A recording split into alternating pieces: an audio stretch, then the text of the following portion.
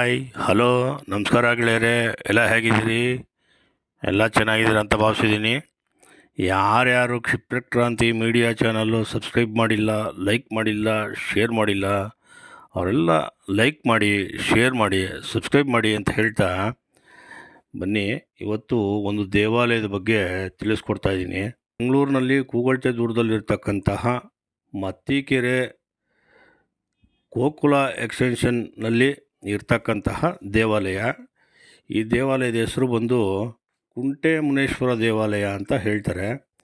ಇಲ್ಲಿ ಈ ದೇವಾಲಯದ ಆವರಣದಲ್ಲಿ ಮುನೇಶ್ವರ ಸ್ವಾಮಿ, ಅಕ್ಕಯ್ಯಮ್ಮ ತಾಯಿ, ಆದಿಶೇಷ, ಹೀಗೆ ಆದಿಶೇಷ ದೇವರುಗಳನ್ನ ಈ ದೇವಾಲಯದಲ್ಲಿ ಪ್ರತಿಷ್ಠಾಪನೆ ಮಾಡಿದ್ದಾರೆ.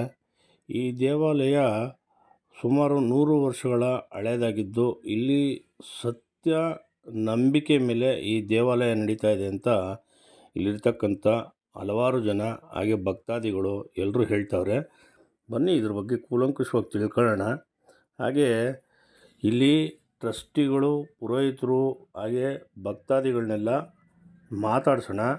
ಸವಿರವಾದಂತಹ ಪೂರ್ತಿ ವಿವರವನ್ನು ಪಡೆಯೋಣ ಬನ್ನಿ. ಭಗವಂತ ನೋಡೋದಕ್ಕೆ ತುಂಬ ಅದ್ಭುತವಾಗಿ ಕಾಣಿಸ್ತಾವನೆ. ಹರಕೆಗಳು ಮಾಡ್ಕೊಳ್ತಾರೆ, ಹರಕೆ ತೀರಿಸ್ತಾರೆ. ಇಲ್ಲಿ ಕುರಿ, ಕೋಳಿ ಎಲ್ಲವನ್ನು ಕಡಿತಾರೆ.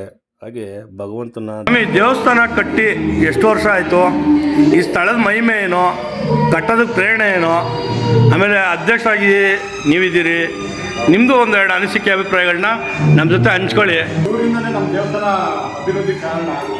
ನಾವು ಕಟ್ಟ 10 ವರ್ಷ ಆಗಿದೆ. ಇದಕ್ಕಿಂತ ಮುಂಚೆ ಒಂದು 3 ವರ್ಷದ ಇತಿಹಾಸ ಇದು. ಇದಕ್ಕೆ ನಮ್ಮ ಮೊದಲು ಚಿಕ್ಕ ದೇವಸ್ಥಾನ ಇತ್ತಲ್ವ ಇದು? 10 ವರ್ಷ, ಇದು 3 ವರ್ಷದ ಇತಿಹಾಸ. ಆಮೇಲೆ ಒಂದು 10-12 ಜನ ನಮ್ಮ ಫ್ರೆಂಡ್ ಅಧ್ಯಕ್ಷಗಳಿದ್ದಾರೆ. ಅವರ ಶ್ರಮ ಹಾಗೂ ನಮ್ಮ ಊರಿನ ಗ್ರಾಮಸ್ಥರ ಶ್ರಮ ಪ್ರೋತ್ಸಾಹದಿಂದ ಇವತ್ತು ನಾವು ದೇವಸ್ಥಾನ ನೋಡ್ಕೊಂಡು ಹೋಗ್ತಾ ಇದ್ದೀವಿ. 350-400 ವರ್ಷಗಳ ಹಿಂದೆ ಮುಂಚೆ ಪೂರ್ತಿ ಕೆರೆ ಜಾಗ ಇದೆ. ಮತ್ತಿ ಕೆರೆ ಅಂತಾರಲ್ವಾ, ಮರದ ಹೆಸರು. ಕೆರೆ ಅಂದ್ರೆ ಪೂರ್ತಿ ಕೆರೆ ಜಾಗ ಇದೆ. ಕೆರೆಯ ಪಕ್ಕದಲ್ಲಿರೋ ಗುಂಟೆ ಜಾಗದಲ್ಲಿ ಸ್ವಾಮಿ ಹುತ್ತದ ರೂಪದಲ್ಲಿ 350-400 ವರ್ಷಗಳ ಹಿಂದೆ ಉದ್ಭವ ಆಗಿದೆ. ಅದೇ ಈಗ ಭಗವಂತನ ವಿಗ್ರಹ ಇದೆ, ಸ್ಕ್ರೀನ್ ಕಾಣ್ತಿದೆಯಲ್ಲ, ಅಂತ ಈಗಲೂ ಇದೆ.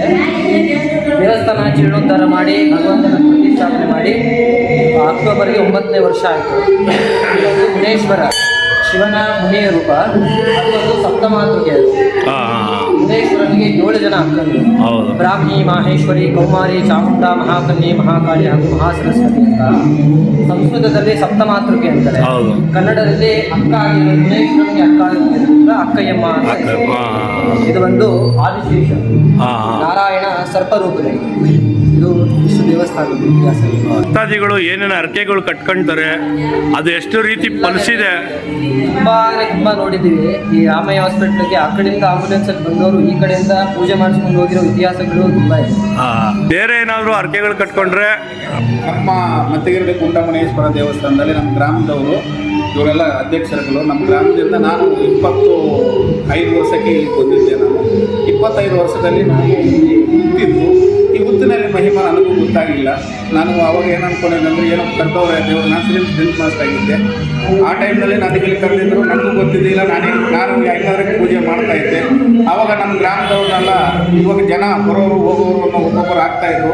ಆ ಟೈಮ್ನಲ್ಲೇ ನಮ್ಮ ಗ್ರಾಮದವ್ರನ್ನೆಲ್ಲ ಕರೆಸಿದ್ದೀನಿ. ನಮ್ಮ ಗ್ರಾಮದಲ್ಲಿ ದೇವಸ್ಥಾನ ಉಳಿಸ್ಕೊಂಬಿಡಿ, ಎಲ್ಲೂ ದೇವರಿಲ್ಲ, ಈ ರೀತಿಯಲ್ಲಿ ನಾನು ಏನೋ ಒಂದು ಕಷ್ಟಪಡ್ತಾ ಇದ್ದೀನಿ ಅಂತ ನಾನು ಒಂದು ವರ್ಷದಲ್ಲಿ ನಾನು ತಿಳಿಸ್ಕೊಂಡು ಬರ್ತಾಯಿದ್ದೆ ಅವ್ರ ಗ್ರಾಮದವ್ರಿಗೆ. ಆ ಟೈಮ್ನಲ್ಲಿ ಮತ್ತೆ ತಿರ್ಗಾ ನಾವು 14 ಕಡೆಗೆ ಏನೋ ಒಂದು ಸಮ್ ಕುಡಿಬೇಕಂದ್ಬಿಟ್ಟು ನಮಗೇನೋ ಒಂದು ನೀರು ಮಾಡ್ಕೋಬೇಕಂತ. ಅಲ್ಲಿ ನಮಗೇನಾಗ್ತದ್ರೆ ಮೇಲೆ 14 ಕಡೆ ನೀರು ನಮ್ಗೆ ಒಬ್ಬತ್ತು ಗಂಗಾದೇವಿ ಸಿಕ್ಕಿತ್ತು. ಅಲ್ಲಿ ಮರದಲ್ಲಿ ಆನೆ ರೂಪ, ಮೂಲ ರೂಪಾಯ ಬ್ರಹ್ಮಯ, ಮಧ್ಯರೂಪ ವಿಷ್ಣು, ಸರ್ವರೂಪವೇ ಶಿವಾಯ, ಸರ್ವಲೋಕಕ್ಕೆ ಪಾರ್ವತಿ ಪರಮೇಶ್ವರ ಅರ್ಧನಾದೇಶ್ವರ ಅಂತೀವಿ ನಾವು. ಆ ಮರದಿಂದ ನಮ್ಮ ಗ್ರಾಮದವರು ಮಕ್ಕಳು ಎಲ್ಲರನ್ನೂ ಅವ್ರು ಕರ್ಕೊಂಡ್ಬಂದ್ಬಿಟ್ಟು ವರ್ಷಗಳ ಟೈಮ್ನಲ್ಲಿ ಇಲ್ಲಿ ಮಡಿ, ಅವ್ರ ಮಡಿ ಸ್ನಾನಗಳು ಮಾಡಿ, ಆ ಬಾವಿಯಿಂದ ಸ್ನಾನ ಮಾಡಿ, ಮತ್ತೆ ತಿರ್ಗ ಅವ್ರದ್ದು ಕೂದಲೆಲ್ಲ ಈಗ ತೆಗೆದು ಅವ್ರ ಅಡಿಕೆ ತೆಗೆಸ್ಕೊಂಡು, ಮತ್ತೆ ತಿರ್ಗ ಕೋಲಿನೋ ಕುರಿನ ಹೊಡೆದು 10 ಜನಕ್ಕೆ ಕೂಡ ಒಂದು 50 ಜನಕ್ಕೆ ಊಟ ಬಡಿಸಿ, ಆಮೇಲೆ ಅಯ್ಯಪ್ಪನಿಗೆ ಆನಂದವಾಗಿ ಪೂಜೆ ಮಾಡಿ ನಮ್ಮ ಗ್ರಾಮದವರು ಇವತ್ತು ಎಲ್ಲರ ಕೈ ಜೋಡಿಸಿ ಇದೊಂದು ದೇವಸ್ಥಾನ ಪ್ರತಿಯೊಂದು ಜಾಗದಲ್ಲಿ ಹೋಗಿ ಒಂದೊಂದು ಮನುಷ್ಯರ ಹತ್ರ, ದೊಡ್ಡವ್ರ ಹತ್ರ ಬೇಡಿ ಇದೊಂದು ದೇವಸ್ಥಾನ ಅದ್ಭುತವಾಗಿ ಕಟ್ಟಿದ್ದಾರೆ.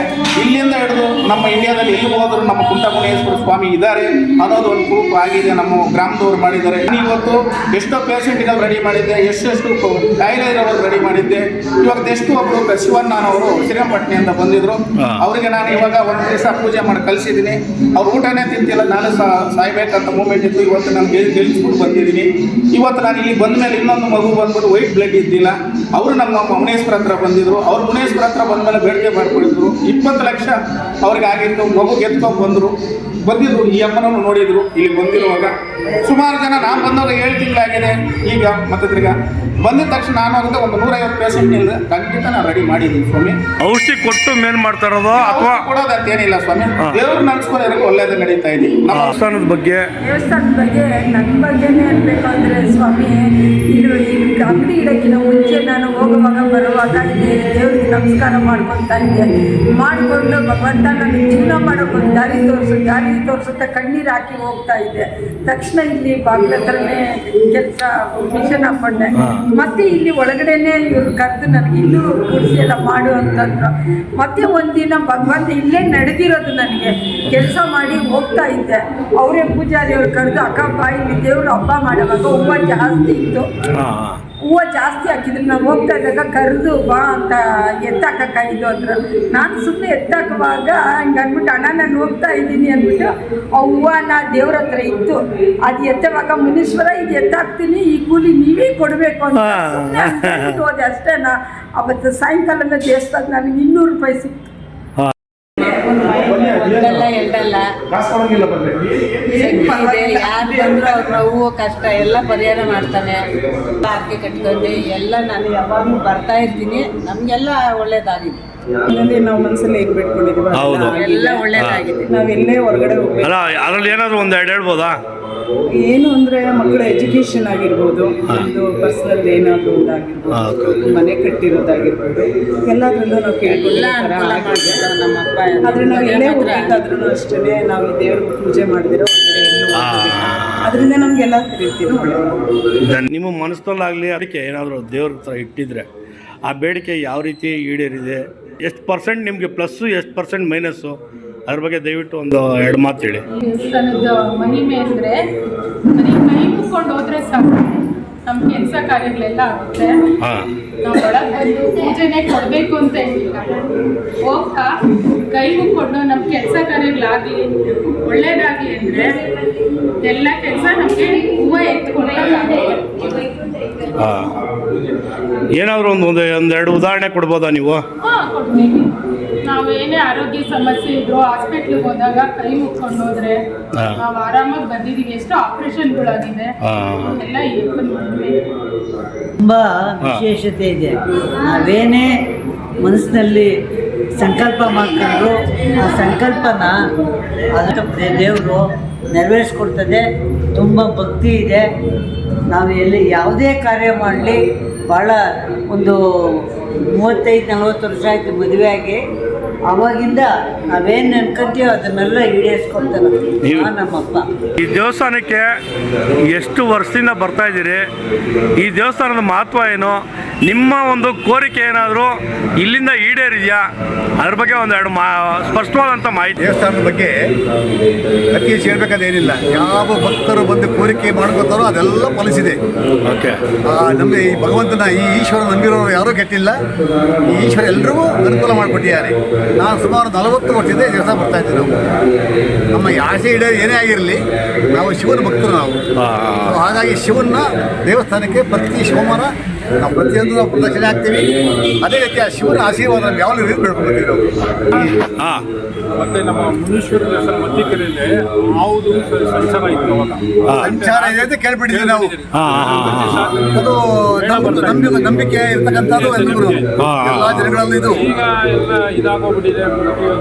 ಮನೆಗಳೆಲ್ಲ ಇವಾಗ ಇದು ಮಹತ್ವದ ಜಾಗ, ಪುಣ್ಯಕ್ಷೇತ್ರ ಹೇಳ್ಬೇಕಂದ್ರೆ ತುಂಬ ಚೆನ್ನಾಗಿ ನಡೀತಾ. ಪ್ರತಿ ಭಾನುವಾರ ಕೂಡ ಇಲ್ಲಿ ಸಾಕಷ್ಟು ಕಾರ್ಯಕ್ರಮ ಮಾಡ್ತಾರೆ. ತಾಯಿ ದೇವರಿಗೆ ಏನೆಲ್ಲ ಅಭಿಷೇಕ ಮಾಡಬೇಕು ಅದೆಲ್ಲ ಮಾಡ್ತಾರೆ. ಅವರ ಕಷ್ಟ ಸುಖಗಳನ್ನ ನಿವಾರಣೆ ಮಾಡಲಿಕ್ಕೆ ಎಲ್ಲದಕ್ಕೂ ಅನುಕೂಲ ಮಾಡ್ಕೊಂಡು ಹೋಗ್ತಾ ಇದ್ದಾರೆ. ಈ ದೇವಸ್ಥಾನಕ್ಕೆ ಸಾಕಷ್ಟು ಜನ ಬರೀ ಇಲ್ಲಿಯೇ ಬರೀ ಮತ್ತಿಕೆರೆ ಭಾಗದವರಲ್ಲ, ಸಾಕಷ್ಟು ಜನ ಬಂದಿದ್ದಾರೆ ಇದಕ್ಕೆ, ಈ ದೇವಸ್ಥಾನಕ್ಕೆ. ಹಾ. ಈ ಬೆಂಗಳೂರು ಸುತ್ತಮುತ್ತ ಜನಗಳು ಬಂದಿಲ್ಲಿ ಅವರ ಕಾಲಿಗೆ ಎತ್ತಿಸ್ಕೊಂಡು ಹೋಗ್ತಾರೆ. ಇದೊಂದು ಮಹತ್ತರವಾದ ಕೆಲಸ, ಎತ್ತಿಸ್ಕೊಂಡು ಹೋಗುವಂಥ ಕಾರ್ಯಕ್ರಮ ಮಾಡ್ತಾರೆ. ಧನ್ಯವಾದಗಳು ಸರ್. ಈ ದೇವರು ಎಲ್ಲರಿಗೂ ಒಕ್ಕಲಾಗಿದ್ದಾರೆ. ಹೌದು ಹೌದು ಓಕೆ ಓಕೆ. ಮನೆ ದೇವರಾಗಿ ಒಕ್ಕಲ ದೇವರಾಗಿ ನಾವು ಆ ಒಕ್ಕಲಕ್ಕೆ ಅದು ಆ ಕಾರ್ಯಕ್ರಮ ಮಾಡ್ಲಿಕ್ಕೆ ಬರ್ತಾ ಇದ್ದಾರೆ. ಪ್ರತಿ ಭಾನುವಾರಲಿ ಗುಡಿ ತೆಗಿಯೋದು, ಗಣೇಶ್ವರನ ಪೂಜೆ ಮಾಡೋದು, ಮತ್ತು ಅದಕ್ಕೆ ಬಲಿ ಕೊಡುವಂಥದ್ದು ಎಲ್ಲ ಸಾಕಷ್ಟು ಕೆಲಸಗಳು ನಡೀತಾ ಇದೆ. ಧನ್ಯವಾದಗಳು. ಅನಂತ ಫೌಂಡೇಶನ್ ಸಂಸ್ಥೆಯ ಸಂಸ್ಥಾಪಕ ಅಧ್ಯಕ್ಷರಾದಂತಹ ಶ್ರೀಯುತ ಚನ್ನಕೃಷ್ಣ ಅವರು ಹಾಗೂ ಅವ್ರ ತಾಯಿ ಮತ್ತು ಅವ್ರ ಅಕ್ಕ ತಂಗಿ ಎಲ್ಲರೂ ಇದ್ದಾರೆ. ಇದರೊಟ್ಟಿಗೆ ದೇವಾಲಯದ ಅಧ್ಯಕ್ಷರು, ಪದಾಧಿಕಾರಿಗಳು, ಪುರೋಹಿತರು ಹಾಗೆ ಭಕ್ತಾದಿಗಳು ಎಲ್ಲ ಸೇರಿದ್ದಾರೆ. ತುಂಬ ಚೆನ್ನಾಗಿ ನಡೀತಾ ಇದೆ. ಹಾಗೆ ನೋಡಿ ಚನ್ನಕೃಷ್ಣ ಅವರು ಪೂಜೆಯಲ್ಲಿ ಭಾಗವಹಿಸುವಂಥದ್ದು ತುಂಬ ಪವರ್ಫುಲ್ ದೇವಸ್ಥಾನ ಅಂತ ಎಲ್ಲ ಹೇಳ್ತಾ ಇದ್ದಾರೆ. ಇದನ್ನು ಒಂದ್ಸಲಿ ಎಲ್ಲರೂ ಮನಸ್ಸು ತುಂಬಿಸ್ಕೊಬೇಕು ನೋಡಿ.